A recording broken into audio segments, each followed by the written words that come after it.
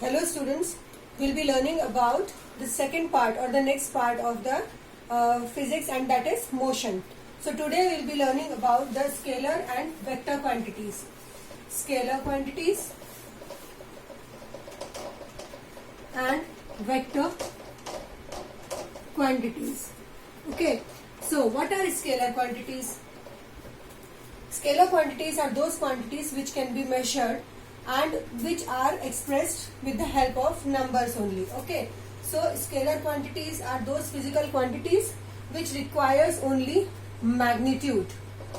Okay, magnitude to be expressed, and direction is not required over here.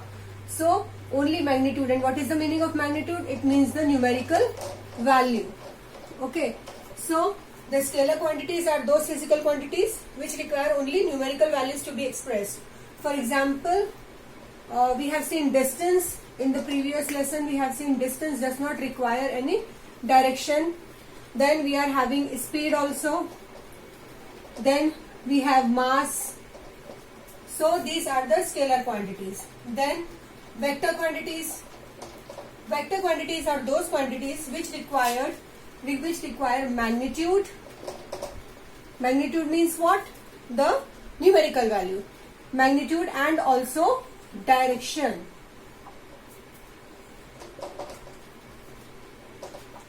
To be expressed. For example, we are having displacement. In displacement, we were having what? Numerical value also, and positive, negative direction, and also displacement requires that. Then we are having the second one is the velocity.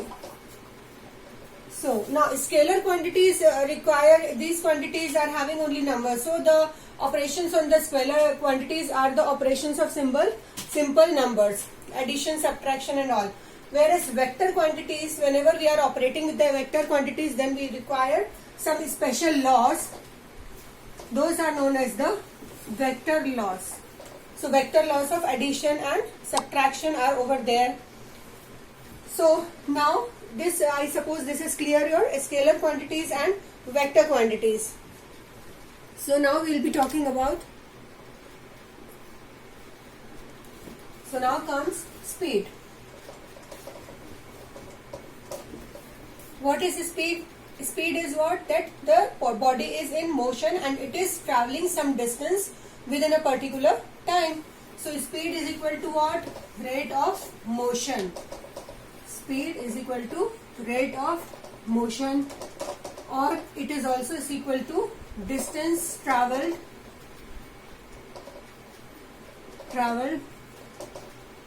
per unit time. Okay, so now the speed is equal to distance traveled per unit time, and it is a scalar quantity. It does not require any of the sign or any of the direction to be expressed. Okay, now speed, the units of speed may be meters per second or kilometer per hour. So these are the units of the speed. Now we are having uniform speed and non-uniform speed. So uniform and non-uniform speed. So uniform means equal. So uniform speed means if a body is covering equal distances in equal interval of time. Okay, मतलब अगर एक ही सी speed में गाड़ी चल रही है, uniform speed का मतलब क्या हुआ कि एक ही टाइम में 5-5 मिनट में, मान लो वो 2-2 किलोमीटर चल रही है, हर 5 मिनट में वो 2 ही किलोमीटर की स्पीड पर है, तो क्या बोलेंगे कि वो इक्वल डिस्टेंस कवर कर रही है इक्वल टाइम में. तो वो कौन सी स्पीड में है बॉडी? यूनिफॉर्म स्पीड में. अब हम बात करेंगे नॉन यूनिफॉर्म स्पीड में. सो उसमें क्या हो जाएगा? इक्वल डिस्टेंसेस, उसमें 2 केसेस आएंगे. नॉन यूनिफॉर्म स्पीड में 2 केसेस हो सकते हैं. Equal intervals in unequal time and और unequal distances in equal time. तो इसमें क्या हो जाएगा?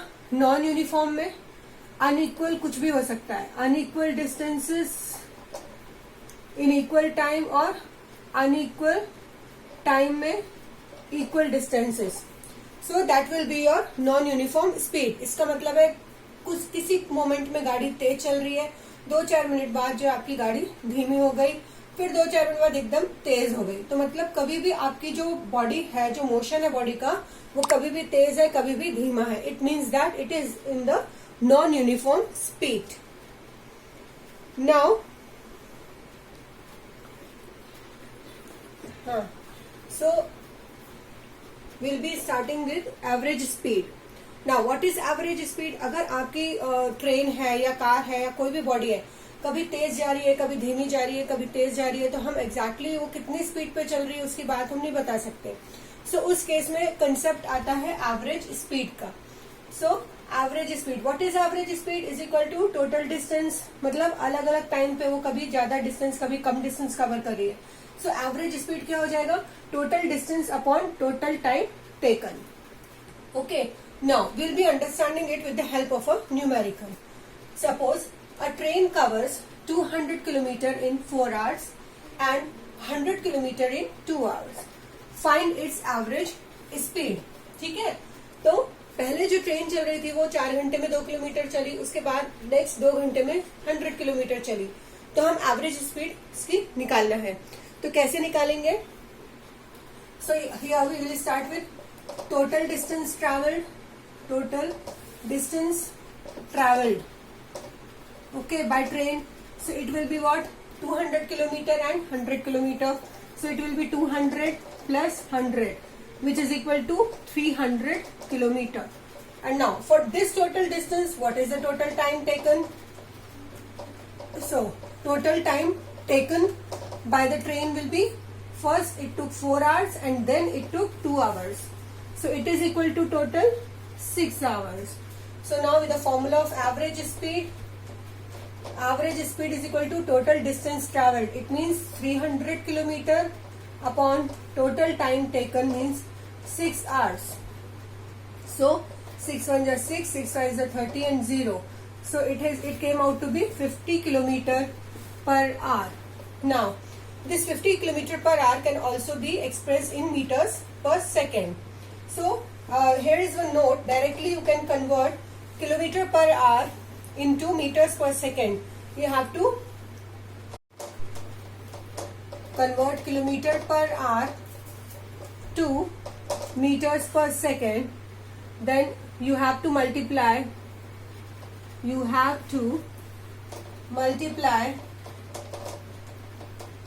the given number